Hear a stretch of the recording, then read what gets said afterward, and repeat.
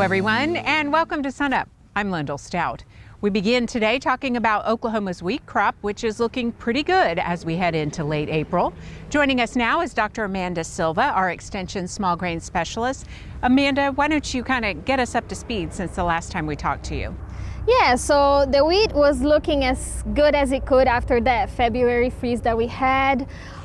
We got quite a bit of moisture in March.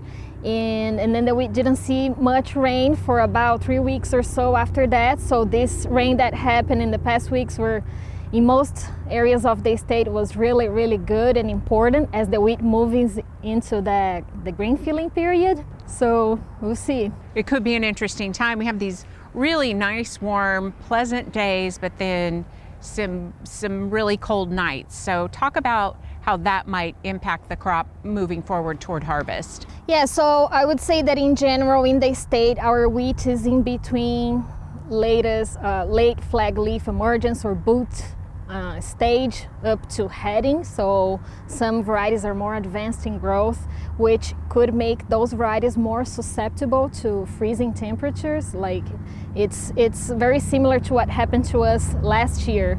Although I'm not seeing many wheats already flowering, we are seeing that some varieties are already heading, and that could make the wheat very susceptible to freeze.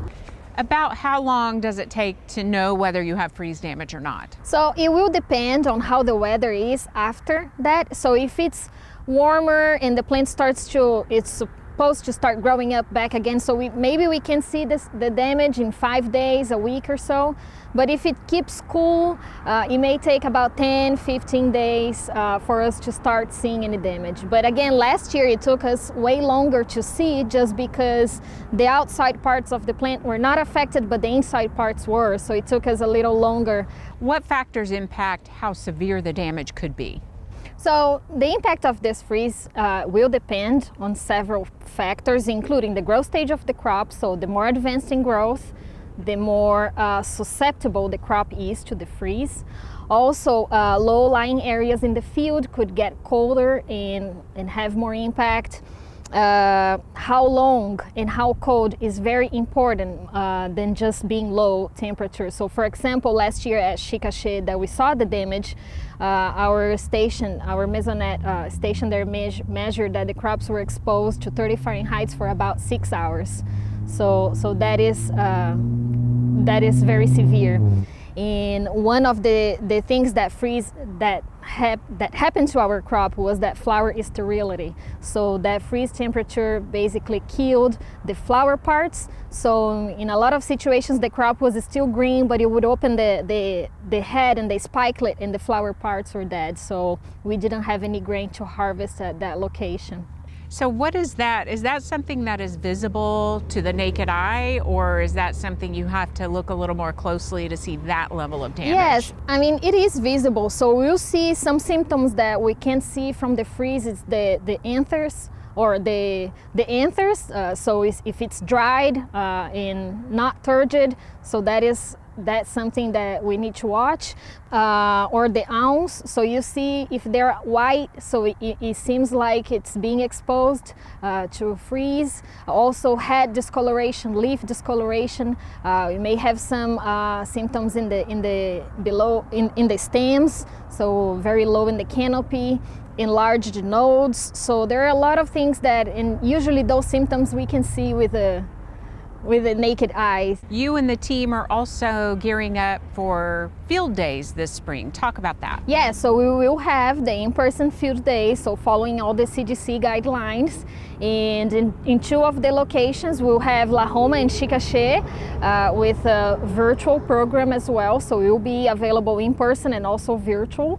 And yeah, so I just suggest for people to contact their county extension office and check if there is a field day in their county. Yeah, there's a lot planned this year, and I know people are looking forward to it. Amanda, thanks a lot, and we will see you again soon. For a link to the field days, as well as a link to your local county office, go to sunup.okstate.edu.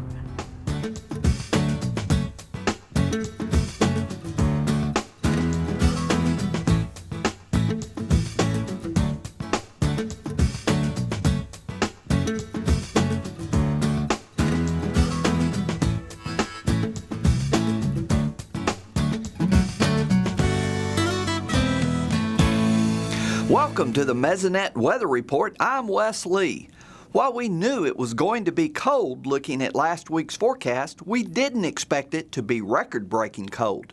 The cold front that arrived in the Panhandle on Monday moved through the state on Tuesday with some very cold air for this time of year. The highs on Tuesday struggled to get out of the 50s in the main part of the state and out of the 40s in the Panhandle. When looking at the records for that day's least maximum temperatures, we tied records in the Panhandle and broke them by several degrees in the Northeast. On Wednesday morning, almost the entire state dropped below freezing.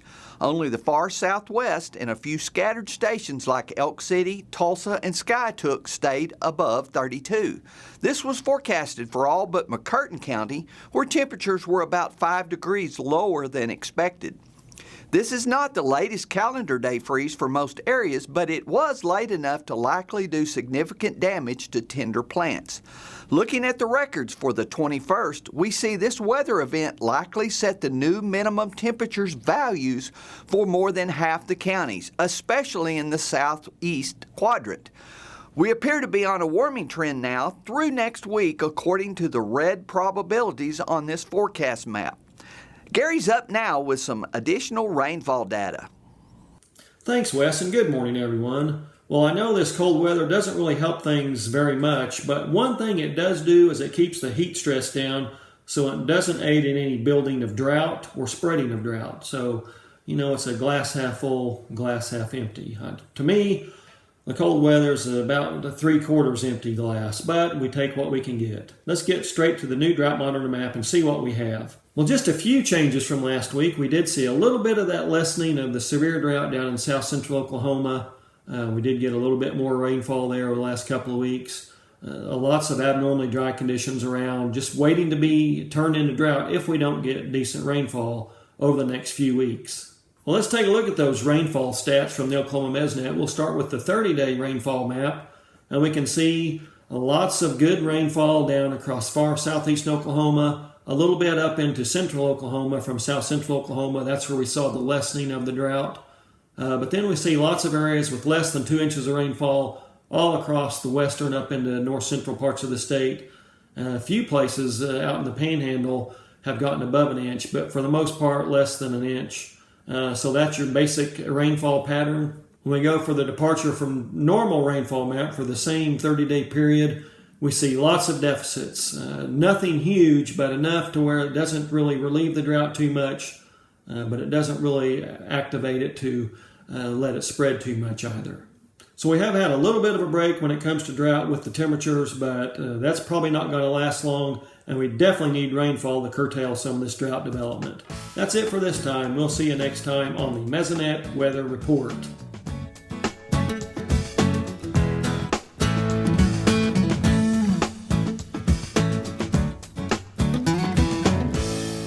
Today I thought I'd share a little bit of information about yogurt.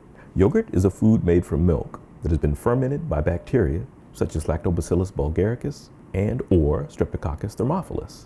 In the United States, yogurt is typically made from cow's milk. However, it can also be made from the milk of other animals, such as water buffalo, sheep, camels, yaks, and goats. No one knows exactly when or where yogurt was invented. However, it's thought to have happened in Mesopotamia in approximately 5000 BC, possibly when milk was exposed to wild bacteria while being stored in goatskin bags. The earliest known writings to mention yogurt come from Pliny the Elder, a Roman author who mentioned nations that knew how to thicken milk into a substance with an agreeable acidity. Yogurt comes in a variety of styles and flavors in addition to plain. Popular flavors include vanilla, honey, and various types of fruit. There are two styles of yogurt, Sunday style and Swiss or stirred style. Sunday style yogurt is prepared by adding fruit or syrup to the bottom of a container, then layering the yogurt on top. The consumer may mix the two together before eating. Swiss or stirred style yogurt is prepared by blending fruit or syrup together with the yogurt so that it's evenly dispersed throughout the product. Strained or concentrated yogurt is marketed as Greek yogurt in the US. It's commonly enjoyed in other parts of the world as well. Strained yogurt is made by removing most of the whey from the product which results in a much thicker consistency. So just a little something to think about while you're enjoying your yogurt, whether it's Swiss or Sunday style. For more information, please visit sunup.okstate.edu or food.okstate.edu. Spring in Oklahoma can be quite unpredictable. So Brian, what are some things with this unpredictable weather that summer crop producers need to be thinking of? Yeah, so we got a couple things going on. Most of our corn's already in the ground. They were able to get it in early.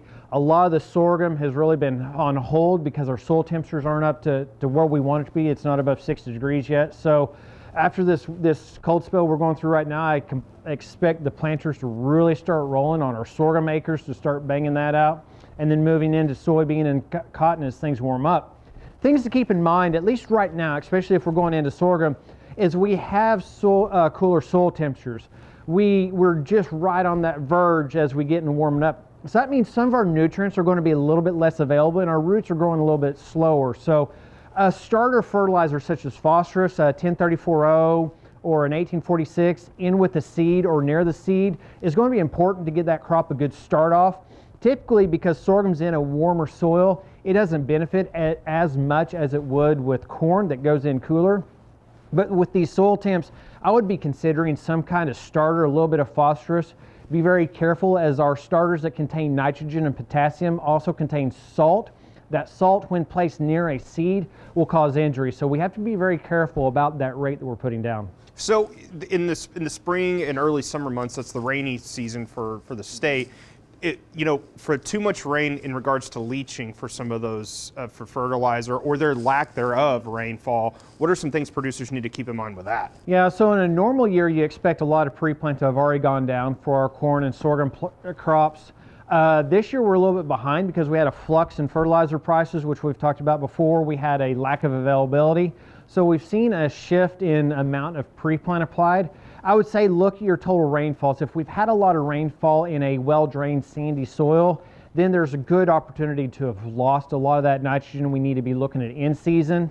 As we move on now and we don't have the pre-plant out that we normally would and would be planting, that means we need to be looking at post-plant, post-emergence, or in-season applications. And so now we need to start looking at how do we evaluate how much nitrogen to put down? Do we have a good stand? How are things looking? But making sure that we take care of that crop after it gets up. And so now we're talking, are we applying dry fertilizer right after we plant and hope for rain? Are we doing a liquid as a streamer or drop nozzle? So we have a lot of things to process through. And unfortunately, there's not a one-size-fits-all. It's going to be tailored a little bit to the equipment and the nitrogen source we have available. And where you're at in the state as well. Of course, and where we're at, and the stage of growth. We've shown in current research that we can let that sorghum crop grow a little way, so getting 30 days after planting and still fertilize and reach full potential. The problem is that not everybody has the equipment that can get into a sorghum crop that's 30 or 45 days old.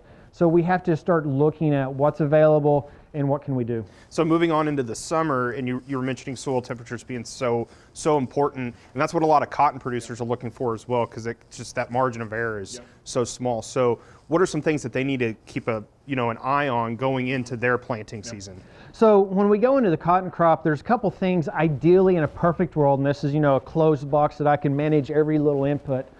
I want my cotton to stress a little bit at first on nitrogen. I don't want it to have a lot of availability. Research is out there that shows quite well that cotton will respond to a lack of nitrogen by creating bigger roots. And so that's a positive thing. We also don't want that cotton crop to have a lot of nitrogen early and make a lot of vegetative growth that we have to control with plant growth regulators.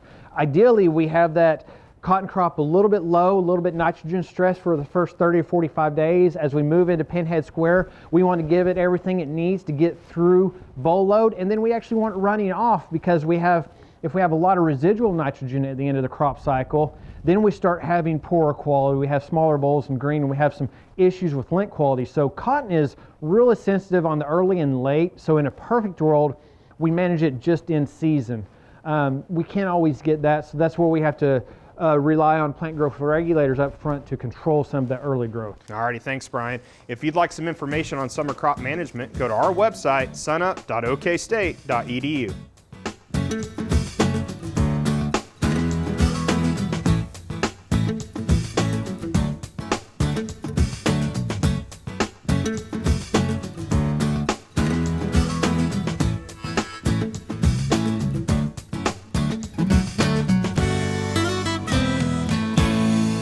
Well, I don't need to tell the sheep and goat producers that Homunculus contortus, or the barber pole worm, is one of the worst gastrointestinal nematodes that sheep and goats have to deal with. And it's especially hard on young lambs and kids. And several studies have shown that this particular worm has built up a lot of resistance to the deworming products that we have available to us right now. We really need some new products to combat this parasite. There may be some hope on the way about that problem. The USDA Agricultural Research Service, in cooperation with Virginia Tech University and the University of Massachusetts Medical School, has been looking at a new product.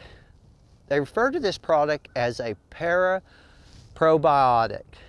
This product is developed from Bacillus thuringiensis, the protein in that organism. And now you probably have heard about that organism before, but it's because it's a common bioinsecticide used around the world. But they've taken this protein and they administered it to some sheep, and what they found is they found a significant reduction in fecal egg counts within 2 days following the administration of this product. And also, by the end of the study, they found that there was a significant reduction in the number of adult worms in these sheep. Now, unfortunately, paraprobiotics are not commercially available at this time. The FDA is currently reviewing these products. Hopefully, in the future, we will have a product that we can use. If you would like some more information about paraprobiotics, just go to sunup.okstate.edu.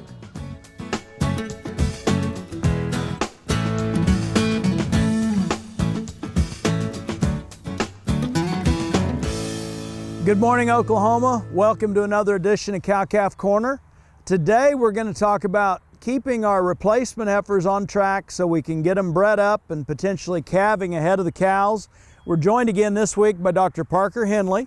And Parker, as we think about keeping those replacement heifers on track, why is that important to us? And why do we want to give them more time to get rebred as 2-year-olds or get them to calve a little bit ahead of the mature cow herd going into that next breeding season? Well, absolutely. Thank you, Mark, for having me.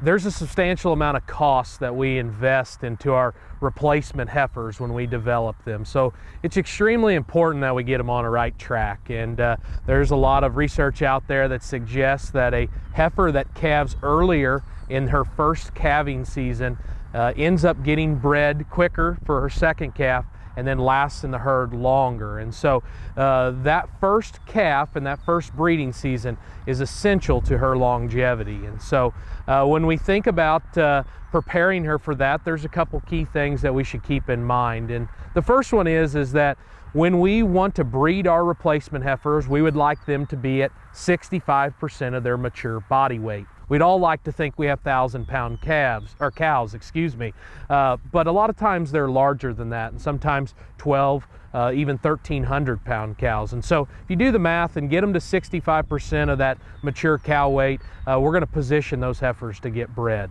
So Parker, as we think about calving out those 2-year-olds, where are they at relative to reaching their mature weight, and why is this important as we think about keeping them on track? Are they done growing when they calve at 2 years of age? No, and you know, the first thing to remember is that it's the hardest time to get a female bred in her life is for her second calf, or after she's calved that first time, and because she's still trying to meet her needs for growth, as well as maintenance and lactation. And so there's additional nutrition that's required for her. And so if we think about one of the strategies to aid in getting those heifers bred in their second calving season, it's to calve them out prior to our mature cow herd, maybe 30 days beforehand. And in some cases, if we have good nutrition, this allows us an additional 30 days on top of the traditional 90 days to get those heifers to recapture flesh post-calving, and then get into a body condition score where they're able to conceive and breed on time so they calve with the mature cows that second year. Obviously, if your nutrition is somewhat subpar or you have poor forage, heifers could actually lose more weight in that 30 days. And so you need to make sure you have adequate forage and nutrition available if you choose to go with this method. Anything else relative to keeping those yearling heifers on target, Yeah. Parker? Absolutely. Well, it's important to plan, because as we start a breeding season, sometimes it sneaks up on us. And so, like I said, the grass is greening, and you know, it'll be here before we know it. And so if you calve in the first part of March with your mature cows, we need to have these heifers calving February 1. And so if we want that to happen, we need to be thinking about breeding those cattle around May 1st. And so that's just around the corner. And if we are going to maybe use an AI protocol or a synchronization protocol, we want to start looking into that very soon. Well, Parker, thank you for joining us, and we'll be talking about some more cow-calf topics soon. We'll see you next week on Cow-Calf Corner. So many times when we shoot with Kim, he's always talking about policy may come and go, but weather really impacts price. Kim, it's been an interesting week when it's come to weather. Well, you look at the freeze and the impact from it. The morning after, in mid-morning, you had an 11-cent increase in both corn and wheat prices. You had an 11-cent increase in sorghum prices and a 9-cent increase in soybean prices. Now, if you look over the last couple of weeks, say go back to April 21, wheat could be forward contracted for harvest delivery for $5.47, $6.25 on the 6th. That's a 78-cent increase. You got corn, $4.68 up to $5.25, a 57-cent increase. Sorghum from $5.63 to $6.05, and soybeans from $12.01 to $12.40. So what we've seen is some of that is that increase from the weather, from the freeze, but there's other factors going on in the market. What kind of message are we hearing from that cold weather in the markets? Well, I think what we're seeing is that we're in a weather market. You look at all wheat stocks, projected ending stocks, 852 million bushels, is a little over a billion last year. The average is 1.070 billion. You look at corn ending stocks, 411 million bushels, 506 last year, 528 million is the average. You look at corn, 1.35 billion. You were almost at 2 billion last year at 1.9. The average for corn is 2.06 billion bushels. Soybeans, 120 million bushels. 525 last year, 909 for 18. The average is 474. We got tight stocks in the U.S., and so we're in a weather market right now. That's really focused in on, like you say, on the U.S., especially in this area. What are we seeing globally when it comes to the markets? Well, right now we've got the wheat harvest going on in India, Pakistan, North Africa. India may be harvesting a record crop right now. Some of that may go on export. Black Sea area, their crop looks relatively good. Over the last month or so, they've increased Russian expected production from 2.8 billion to just under 3 billion bushels. You got Brazil that's harvesting a record corn crop this year and a record soybean crop. You got Brazil, Argentina, the Ukraine. They're exporting 51% of the world's corn exports compared to 36% for the United States. And then there's China. China is the gorilla in the closet, in the China closet, making all the noise. So you listed off a lot of countries in there, with China being the last one. Let's dig a little bit deeper into China. Well, I think you've got to go back to that conference that the president had in Alaska with the Chinese premier. China now considers themselves equal to the United States. You know, you can go back a few years, China needed our corn, China needed our soybeans, China needed the products to import products, ag products from the United States. They don't need to do that anymore. Do they in the long run need it? Yes, but they can, Brazil, Argentina, Ukraine, other countries are now supplying the corn and the soybeans and the other commodities. So they consider themselves equal to us. You've also got China that is doing everything they can to increase their domestic production. That means they're increasing the use of the fertilizers, the increased use of chemicals, the increased demand for machinery. As they buy machinery off the export market, that drives up our prices. As they import the inputs, that drives up our prices. It does give us higher prices for our corn, our soybeans, our wheat. China needs us, we need China, but in some aspects we need China worse than they need us for the products. So that, I think, is what's going in China. It's a change in the structure of the world market. And with that, it seems like it's an ever-changing market when it comes to agriculture. What should producers really be focusing on now as they're thinking about selling future markets? Well, I think what they've always had to done, they manage cost and they produce a quality product that's wanted on the world market, because we're in a world market. So I think it's going to be difficult at some point in time, but manage that higher price when you get the opportunity for that higher price, and manage buying those inputs. It's all about management. Put a hard pencil to which commodities you're going to produce. Excellent. Thank you very much, Dr. Kim Anderson, grain marketing specialist here at Oklahoma State University.